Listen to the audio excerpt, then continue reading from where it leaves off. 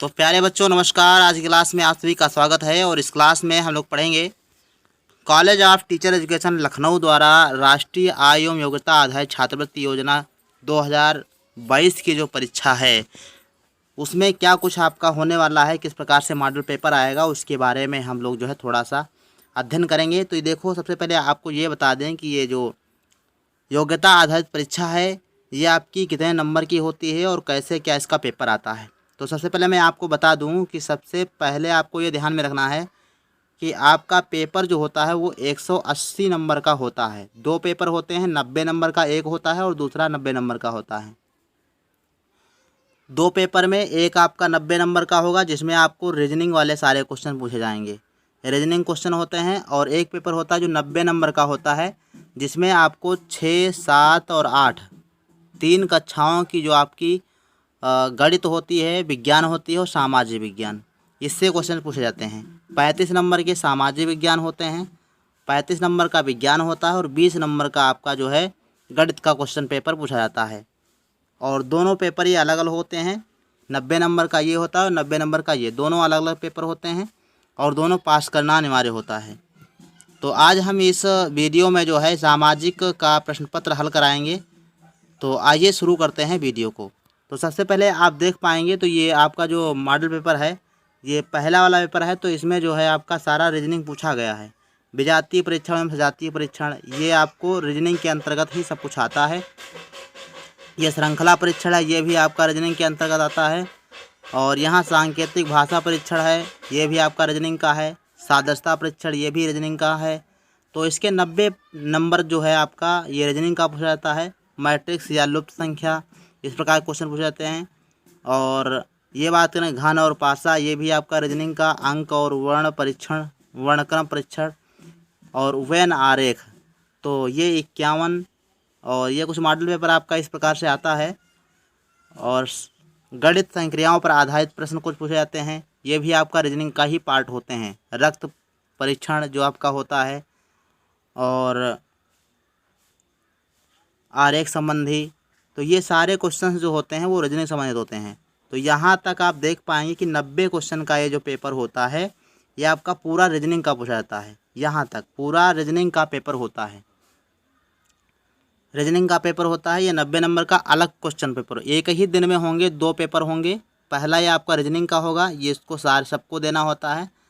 और अगला जो आपका दूसरा पेपर होगा वो आपका आपकी जो है सब्जेक्ट के से रिलेटेड होगा। पहला जो है 20 नंबर का गणित पूछा जाएगा। किसी दिन गणित का पेपर भी हम आपको हल करके बताएंगे। तो ये आपका गणित का कुछ इस प्रकार से प्रश्न पत्र आया हुआ है। ये मॉडल पेपर है, आपको ध्यान में रखते हुए चलना है। और ये देखेंगे, यहाँ से देखेंगे ये विज्ञान का प्रश्न पत्र है। यहाँ से विज्ञान का प्रश्न पत्र हमने जो है हल करके दिखा दिया है आपको। ये 20 नंबर आपके देखो, 20 नंबर क्वेश्चन जो है 20 नंबर क्वेश्चन है, 20 नंबर आपके गणित से पूछे जाते हैं। और ये देख पाएंगे यहाँ से आपका विज्ञान शुरू है और विज्ञान के 35 क्वेश्चन पूछे जाते हैं। इनका हमने जो है हल बता दिया है। जो लोग नहीं देखे हैं तो डिस्क्रिप्शन में इसका लिंक मिल जाएगा और वहाँ से जाकर विज्ञान की क्लास आप देख सकते हो किस प्रकार से प्रश्न आपके पूछे गए हैं और उनका क्या आंसर है। तो ये 35 क्वेश्चन देखो यहाँ तक आपके पूरे होते हैं और यहाँ पर विज्ञान आपकी ख़त्म होती है और यहाँ से आपका शुरू होगा सामाजिक विज्ञान। तो सामाजिक विज्ञान से भी 35 प्रश्न जो है आपके पूछे जाएंगे। तो ये देखो यहाँ से आपका दिया गया है कि मॉडल पेपर राष्ट्रीय आय एवं योग्यता आधारित छात्रवृत्ति योजना 2022, ये मॉडल पेपर है सामाजिक विज्ञान का पेपर। और फॉर्म पढ़ने आपके शुरू हो गए हैं। जो लोग भी फॉर्म डालना चाहते हैं वो डाल देंगे। जो है 24 सितंबर तक फॉर्म पढ़ेंगे और उसके बाद जो है आपकी नवंबर में जो है परीक्षा होगी। तो पहला क्वेश्चन आपका देखो सामाजिक विज्ञान का दिया गया है, ये आपको आज हम हल कराएंगे कि राज्यसभा के सदस्यों का कार्यकाल होता है। तो राज्यसभा के सदस्यों का कार्यकाल कितना होता है? तो ये एक होता है राज्यसभा और दूसरे होता है लोकसभा। तो राज्यसभा का कार्यकाल आपका 6 वर्षों के लिए होता है और जो लोकसभा होती है वो 5 वर्ष का चुना जाता है। लोकसभा के सदस्य जो है प्रधानमंत्री को निर्वाचित करते हैं, है ना। और राज्यसभा जो होती है वो 6 वर्षों के लिए चुनी जाती है, ये आपको ध्यान में रखना है। और दूसरा क्वेश्चन दिया है राज्यसभा में राष्ट्रपति कितने सदस्यों को मनोनीत कर सकता है? तो ऑप्शन आपका है 12, 15, 10, 11। तो कौन सा ऑप्शन सही है? तो इसका दूसरा नंबर जो है, दूसरे नंबर क्वेश्चन का जो आंसर है वो आपका 12 ए सही है। राज्यसभा में राष्ट्रपति 12 सदस्यों को मनोनीत कर सकता है। तीसरा नंबर क्वेश्चन दिया गया है कि क्षेत्रफल की दृष्टि से सबसे छोटा राज्य कौन सा है? त्रिपुरा, बी है मणिपुर, सी है मेघालय और डी है गोवा। कौन सा राज्य क्षेत्रफल की दृष्टि से सबसे छोटा है? तो डी ऑप्शन इसका राइट है, गोवा। गोवा जो है वो क्षेत्रफल की दृष्टि से सबसे छोटा राज्य है भारत का। क्वेश्चन नंबर 3 है, चीनी यात्री ह्वेनसांग आया था समुद्रगुप्त के समय में, चंद्रगुप्त के समय में, हर्षवर्धन के समय में, या इनमें से कोई नहीं। कौन सा ऑप्शन सही है? सभी लोग कमेंट करिएगा। और कमेंट करते हुए सभी लोग चलिए, अगर आपका गलत हो जाता है तो आप जो है हम आपको बता देते हैं कि क्या सही है, लेकिन आप लोग कमेंट जरूर करिएगा। तो चीनी यात्री ह्वेनसांग हर्षवर्धन के शासनकाल में आया था और यह 15 वर्षों तक रुका था। ये एक चीनी बौद्ध भिक्षु था जिन्होंने जो है बौद्ध दर्शन का अध्ययन किया था 15 वर्षों तक। तो ये आपका सी वाला ऑप्शन आपका सही हो जाएगा। पांचवा क्वेश्चन आपका दिया गया है कि उत्तर दिशा का पता चलता है। तो उत्तर दिशा में सूर्य तो पूरब से उगता है और पश्चिम में छिप जाता है, चंद्रमा रात में उगता है और पृथ्वी से कोई दिशा का परिवर्तन जानकारी नहीं हो पाएगी। तो ध्रुव तारा इसमें जो है सही ऑप्शन है। कि मान्यता ये है हिंदू धर्म के ग्रंथों में कि ध्रुव तारा उत्तर दिशा में उगता है। तो उत्तर दिशा की जो है जानकारी आपको ध्रुव तारे से ही जानकारी हो जाएगी। छठा नंबर क्वेश्चन ये, भारत का नेपोलियन कहा जाता है। भारत का नेपोलियन किसको कहते हैं? तो ए ऑप्शन है कनिष्क, बी है समुद्रगुप्त और डी है स्कंदगुप्त और सी स्कंदगुप्त और डी है आपका बिंदुसार। किसको भारत का नेपोलियन कहा जाता है?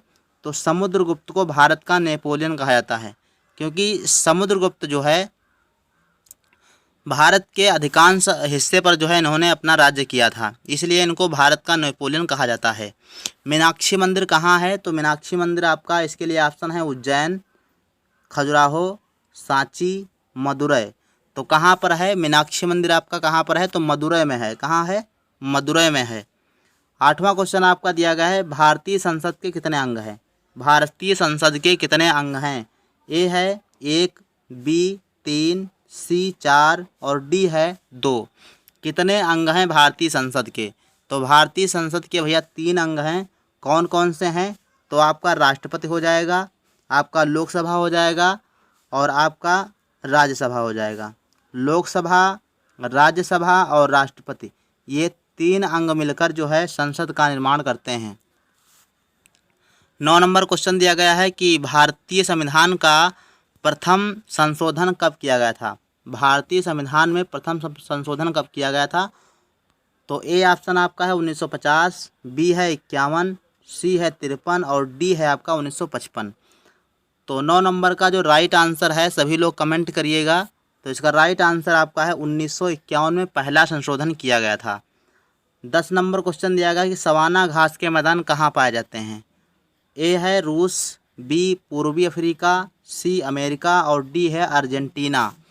तो सवाना घास के मैदान कहाँ पाए जाते हैं? तो सवाना घास के मैदान आपके पूर्वी अफ्रीका में पाए जाते हैं।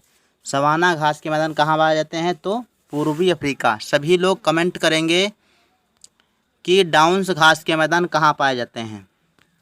डाउन्स घास के मैदान कहाँ पाए जाते हैं? सभी लोग कमेंट करिए। और 11 नंबर क्वेश्चन दिया गया कि महात्मा बुद्ध ने अपना पहला उपदेश दिया था। ए ऑप्शन है बोधगया, बी है कुशीनगर, सी है सारनाथ और डी है लुम्बिनी। कहाँ पर पहला उपदेश दिया था गौतम बुद्ध ने? तो इसका जो राइट आंसर बनता है वो आपका बन जाएगा सारनाथ। सारनाथ ने महात्मा बुद्ध ने पहला उपदेश दिया था। 12 नंबर क्वेश्चन दिया गया कि नीति आयोग की स्थापना हुई थी। नीति आयोग की स्थापना कब हुई थी? तो नीति आयोग की स्थापना आपकी हुई 1 जनवरी 2015 को। 1 जनवरी 2015 को नीति आयोग की स्थापना हुई थी। पहले इसका नाम योजना आयोग था, अब बदल के इसका नाम 2015 में किया गया है। 1 जनवरी 2015 को नीति आयोग रखा गया। नीति आयोग जो पहले नाम था उसका नाम योजना आयोग रखा गया। आगे देखेंगे, विश्व में सबसे बड़ी मीठे पानी की झील है। तो सबसे बड़ी मीठे पानी वाली झील कौन सी है? सुपीरियर झील, बैकाल झील, डल झील या विक्टोरिया झील? तो 13 नंबर का जो राइट आंसर है वो आपका बन जाता है बैकाल झील। कौन सी झील है? बैकाल झील सबसे बड़ी मीठे पानी वाली झील है। अगर सबसे बड़ी केवल पूछे तो आपकी सुपीरियर झील है, लेकिन मीठे पानी वाली झील क्या है? बैकाल झील। सुपीरियर झील का जो पानी होता है वो खारा होता है। 14 नंबर है गल्फ स्ट्रीम क्या है? ठंडी जलधारा है, मिश्रित जलधारा है, हिंद महासागर की जलधारा या गर्म जलधारा? तो इसका डी ऑप्शन सही होगा, गर्म जलधारा। गल्फ स्ट्रीम क्या है? गर्म जलधारा है ये। 15 नंबर क्वेश्चन दिया गया है कि नीति आयोग का पूरा नाम क्या है? नीति आयोग का पूरा नाम क्या है? तो इसका जो राइट आंसर है वो ए है, राष्ट्रीय भारत परिवर्तन संस्थान। राष्ट्रीय भारत परिवर्तन संस्थान इसका क्या है? पूरा नाम है। तो ये आपको ध्यान में रखना है। 16 नंबर क्वेश्चन दिया गया है कि बंगाल का विभाजन हुआ था। तो ए ऑप्शन है 1905, बी 6 और सी है 1901 और डी है 1904। तो आपका जो बंगाल विभाजन है वो आपका 1905 में हुआ था। तो 1905 में अधिवेशन पास किया गया था और लागू ये लगभग 1907 के आसपास में हुआ था, मतलब। तो ये आपको ध्यान में रखते हुए चलना है। 17 नंबर क्वेश्चन दिया गया कि ओजोन परत पाई जाती है। ओजोन परत कहाँ पाई जाती है? ऑप्शन है ए क्षोभ मंडल, बी समताप मंडल, सी आयन मंडल और डी है मध्य मंडल। तो 17 नंबर क्वेश्चन का सभी लोग आंसर कमेंट करेंगे और इसका राइट आंसर क्या बन जाता है आपका? समताप मंडल। समताप मंडल में जो है ओजोन परत जो है पाई जाती है। 18 नंबर क्वेश्चन पर चलेंगे। तो 18 नंबर क्वेश्चन आपको कहता है कि मेक इन इंडिया की शुरुआत कब हुई थी? मेक इन इंडिया की शुरुआत कब हुई थी? ए ऑप्शन है 2012, बी है 22 और सी है 14 और डी है 15। तो मेक इन इंडिया की शुरुआत हुई थी 2014 में। तो इसका राइट आंसर आपका हो जाएगा सी वाला, 2014। कौन सा? सी 14 वाला ऑप्शन जो है सही होगा, 2014। अगला प्रश्न आपका दिया है कि मध्याह्न भोजन योजना की शुरुआत कब हुई थी? जो मिड डे मील योजना है, जो लोगों को पका पकाया खाना मिलता है, मतलब प्राइमरी से लेकर जूनियर तक, 1 से लेकर 8 तक बच्चों को जो पका पकाया भोजन मिलता है, मध्याह्न भोजन उसको कहते हैं, MDM। उसकी शुरुआत कब से हुई थी? तो आपका इसमें राइट आंसर हो जाएगा 1995। 1995 से मध्याह्न भोजन जो है शुरुआत हुई थी इसकी। 20 नंबर क्वेश्चन आपका दिया गया है। 20 नंबर क्वेश्चन दिया गया है, तुम मुझे खून दो मैं तुम्हें आज़ादी दूंगा, नारा किसने दिया था? तो इसका जो राइट आंसर क्या होगा सभी लोग कमेंट करिएगा। ये तो सबको मालूम होगा। ए ऑप्शन है बाल गंगाधर तिलक और बी है बटुकेश्वर दत्त और सी है राम प्रसाद बिस्मिल और डी है सुभाष चंद्र बोस। तो ये सुभाष चंद्र बोस ने कहा था कि तुम मुझे खून दो मैं तुम्हें आज़ादी दूंगा। तो डी ऑप्शन इसका राइट हो जाएगा। और 21 नंबर क्वेश्चन दिया कि मौसम संबंधी गतिविधियां होती हैं। तो मौसम संबंधी गतिविधियां कहाँ पर होती हैं, किस क्षेत्र में होती हैं? तो ए ऑप्शन है आयन मंडल, बी है मध्य मंडल और सी है क्षोभ मंडल और डी है मध्य मंडल। तो किस मंडल में मौसम संबंधी गतिविधियां होती हैं, यानी आंधी तूफान, गरज चमक के साथ आंधी वगैरह सब, बरसात ओले पड़ना, ये सब कब होता है, कहाँ पर होता है, या बादलों का बनना, ये सब आपका ट्रोपोस्फियर मतलब जो है क्षोभ मंडल में ही होता है। कहाँ होता है? क्षोभ मंडल में। पृथ्वी की सबसे निचली सतह में, सबसे निचली परत में होता है, क्षोभ मंडल में ये सभी घटनाएं होती हैं। 22 नंबर क्वेश्चन दिया है कि आर्य समाज की स्थापना किसने की थी? आर्य समाज की स्थापना किसने की थी? तो ऑप्शन आपके पास हैं, महात्मा गांधी ने की थी, दयानंद सरस्वती, रामकृष्ण परमहंस, स्वामी विवेकानंद। तो इसका राइट आंसर आपका हो जाएगा, आर्य समाज की स्थापना दयानंद सरस्वती ने की थी। 23 नंबर क्वेश्चन दिया गया है कि इंकलाब जिंदाबाद का नारा किसने दिया था? ए ऑप्शन है चंद्रशेखर आज़ाद, बी भगत सिंह, सी राम प्रसाद बिस्मिल और डी राजगुरु। तो इंकलाब जिंदाबाद का नारा दिया था सरदार भगत सिंह ने। सरदार भगत सिंह ने जो है इंकलाब जिंदाबाद का नारा दिया था। और 24 नंबर क्वेश्चन दिया गया है, किस नदी में विश्व का सबसे बड़ा नदी द्वीप माजुली स्थित है?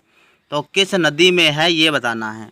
ब्रह्मपुत्र नदी, गंगा नदी, यमुना नदी या फिर चंबल नदी? किस नदी में सबसे बड़ा माजुली द्वीप स्थित है? द्वीप होता है जो छोटा टापू जिसको बोलते हो, वो होता है द्वीप।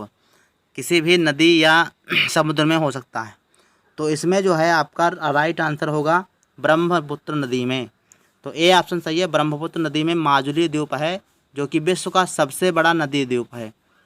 और चौथा है आप 25वां क्वेश्चन दिया गया है कि नगर पालिका का निर्वाचन किसकी देखरेख में संपन्न होता है। तो नगर पालिका का निर्वाचन जो है आपका राज्य निर्वाचन आयोग के देखरेख में संपन्न होता है। तो बी वाला ऑप्शन आपका सही हो जाएगा। 26 नंबर क्वेश्चन आपका दिया गया है कि रानी लक्ष्मीबाई की समाधि स्थित है। रानी लक्ष्मीबाई की समाधि कहाँ है। ए ऑप्शन है मंडला, बी है झांसी और सी है ग्वालियर और डी है जबलपुर। सभी लोग इसका कमेंट करेंगे आंसर क्या है और उसके बाद हम बताएंगे कौन सा आपका सही ऑप्शन है। तो रानी लक्ष्मीबाई जिन्होंने अंग्रेज़ों से जो है डटकर लड़ाई लड़ी थी और उनको जो है बहुत बड़ी मात भी दी, स्वतंत्रता संग्राम में जो है उन्होंने बढ़ चढ़कर हिस्सा लिया था। तो इसका जो 26 नंबर का राइट आंसर होगा आपका ग्वालियर हो जाएगा। ग्वालियर में जो है इनकी समाधि स्थल बनाया गया है। रानी लक्ष्मीबाई की समाधि कहाँ पर है, तो ग्वालियर में है। सी ऑप्शन आपका सही है, कन्फ्यूजन कोई नहीं है, सी ऑप्शन इसका राइट है।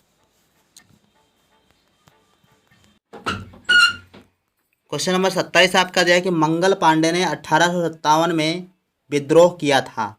कहाँ पर विद्रोह किया था मंगल पांडे ने, तो वो स्थान का नाम बताना है। ए है मेरठ और बी है बैरकपुर और सी है अम्बाला और डी है कोलकाता। तो राइट आंसर इसमें होगा आपका 27 नंबर। 27 नंबर क्वेश्चन का राइट आंसर है बैरकपुर छावनी में। बैरकपुर छावनी में ही मंगल पांडे ने 1857 में विद्रोह किया था। और 28 नंबर क्वेश्चन दिया गया है ब्रह्म समाज की स्थापना किसने की थी। तो ब्रह्म समाज की स्थापना किसने की थी। ए है राजा राम मोहन राय, बी विवेकानंद, सी बाल गंगाधर तिलक और डी है स्वामी दयानंद सरस्वती ने।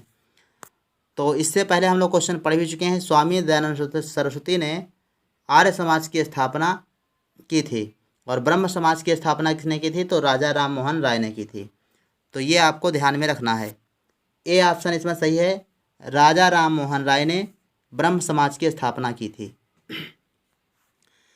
29 नंबर क्वेश्चन दिया गया है कि स्वेज नहर किसको जोड़ती है। तो स्वेज नहर ए ऑप्शन है सुपीरियर और हुएरिन को, प्रशांत और अंध महासागर को, लाल सागर और भूमध्य सागर को और डी है उत्तरी सागर और बाल्टिक सागर। किस सागर को जोड़ती है, तो इसमें जो राइट आंसर आपका होगा, इसका राइट आंसर होगा लाल सागर और भूमध्य सागर। दो सागरों को जोड़ती है स्वेज नहर और दो महाद्वीपों को अलग करती है। एक तो अफ्रीका महाद्वीप को एशिया महाद्वीप से अलग करती है। तो ये ध्यान रखना, एशिया महाद्वीप और अफ्रीका महाद्वीप को अलग करती है स्वेज नहर और लाल सागर और भूमध्य सागर को अलग करती है, इनकी बीच में स्थित है। तो ये आपको ध्यान में रखना है। 30 नंबर क्वेश्चन दिया गया कि संविधान की कौन सी अनुसूची राजभाषा से संबंधित है। तो भाषा से संबंध रखने वाली अनुसूची कौन सी है, तो इसमें आपका राइट आंसर होगा डी वाला 8वीं अनुसूची। तो 8वीं अनुसूची जो है वो राजभाषा से संबंधित है। तो 30 नंबर का डी वाला ऑप्शन सही हो जाएगा। 31 नंबर क्वेश्चन दिया है कि खजुराहो मंदिरों का निर्माण, खजुराहो के मंदिरों का निर्माण कराए थे, किसने करवाया था। तो ए ऑप्शन है चालुक्य, बी है चंदेल और सी है आपका पांड्य और डी ऑप्शन है पल्लव। तो किन राजाओं ने करवाया था, तो इसका राइट आंसर है आपका बी वाला चंदेल शासकों ने जो है खजुराहो मंदिरों का निर्माण करवाया था। ये लगभग 1000 के आसपास में करवाया गया था। और 32 नंबर क्वेश्चन दिया गया है कि सबसे पहले मानसून भारत के किस राज्य में आता है। तो सबसे पहले मानसून भारत के पश्चिम बंगाल राज्य में आता है। और 33 नंबर क्वेश्चन आपका दिया है कि स्थायी बंदोबस्त लागू किया था, किसने लागू किया था। ए ऑप्शन है Warren Hastings, B Lord Cornwallis, C है लॉर्ड वेलेस्ली और डी ऑप्शन है सर जॉन शोर। तो स्थायी बंदोबस्त का जो है किसने लागू किया था, तो लॉर्ड कॉर्नवालिस ने 1793 ईस्वी में लागू किया था स्थायी बंदोबस्त। 34 नंबर क्वेश्चन आपका दिया है कि भारत की पहली रेलगाड़ी कब चालू की गई थी, कब चलाई गई थी। तो भारत की पहली रेलगाड़ी 1853 में चलाई गई थी, है ना। तो इसका डी ऑप्शन सही हो जाएगा 1853 ईस्वी में मुंबई से थाने तक चली थी भारत की पहली रेलगाड़ी। और 35 नंबर क्वेश्चन आपका दिया गया है, काशी हिंदू विश्वविद्यालय के संस्थापक कौन थे? काशी हिंदू विश्वविद्यालय के संस्थापक कौन थे? ए ऑप्शन है बाल गंगाधर तिलक, बी मदन मोहन मालवीय, और सी है स्वामी विवेकानंद, और डी है लॉर्ड विलियम बेंटिंक। तो काशी हिंदू विश्वविद्यालय की स्थापना किसने की थी? तो इसमें बी ऑप्शन सही हो जाएगा, मदन मोहन मालवीय ने काशी हिंदू विश्वविद्यालय की स्थापना की थी। तो ये आपके सामाजिक विज्ञान के कुछ जो है 35 प्रश्न थे, और यही 35 प्रश्न जो है इसी 35 प्रश्नों के आधार पर और प्रश्न बनाए जाएंगे। आपकी 6, 7 और 8 इन्हीं 3 जो है कक्षाओं की पुस्तकों से बनते हैं। तो यही 3 कक्षाएं आपको अच्छे से पढ़ना है और आपका जो है सिलेक्शन हो जाएगा और आप छात्रवृत्ति के लिए आवेदन कर सकते हो। तो ये आपको ध्यान में रखते हुए जो है अच्छे से पेपर पढ़ के जाना है। और ऑनलाइन आवेदन शुरू हो चुके हैं, सभी लोग ऑनलाइन भी कर दीजिए। तो इस वीडियो में बस इतना ही। अगली वीडियो में हम आपको गणित के ये जो प्रश्न दिए गए हैं इनका हल जो है बताएंगे। और अगर अदर कोई सब्जेक्ट आप चाहते हो तो कमेंट बॉक्स में आप लिखिए, तो हम आपको अदर सब्जेक्ट के भी पेपर्स बता देंगे। तो मिलते हैं नेक्स्ट वीडियो में, तब तक के लिए धन्यवाद।